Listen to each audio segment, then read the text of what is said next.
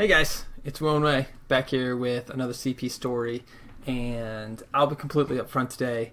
It's more of a rant.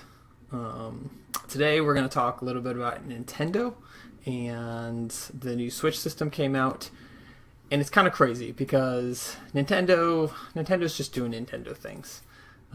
They waited till 6 weeks before their console release to give us anything, a price, any details, how it works, whether it's replacing the 3DS or not, whether it's replacing the Wii U. We found out a little bit earlier, but most of the details came last week.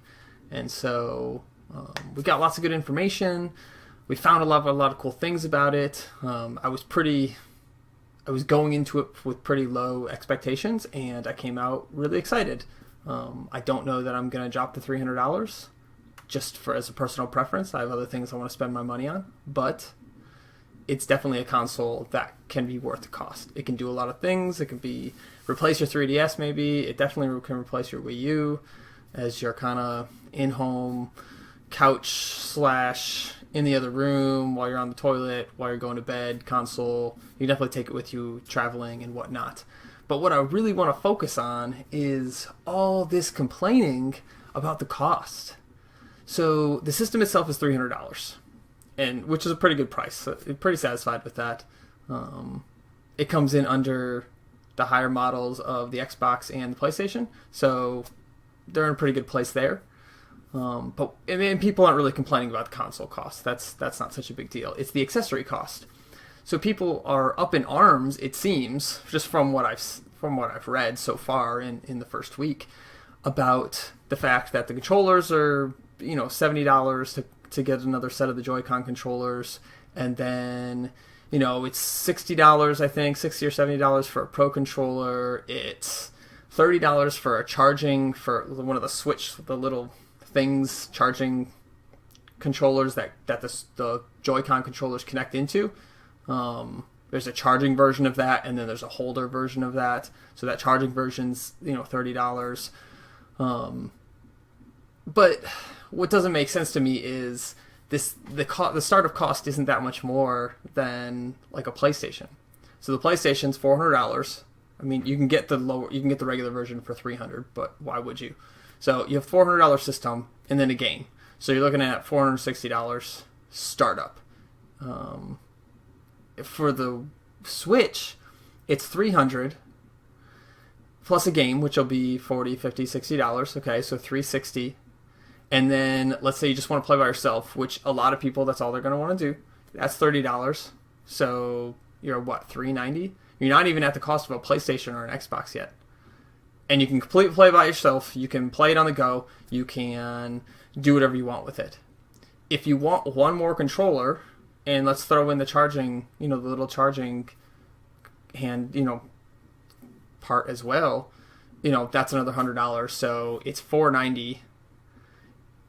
It's not that much more than a PlayStation base cost. Oh, and if you want to play PlayStation with somebody else, you have another $60 controller. So now you're over $500 for an extra controller and a game and the system.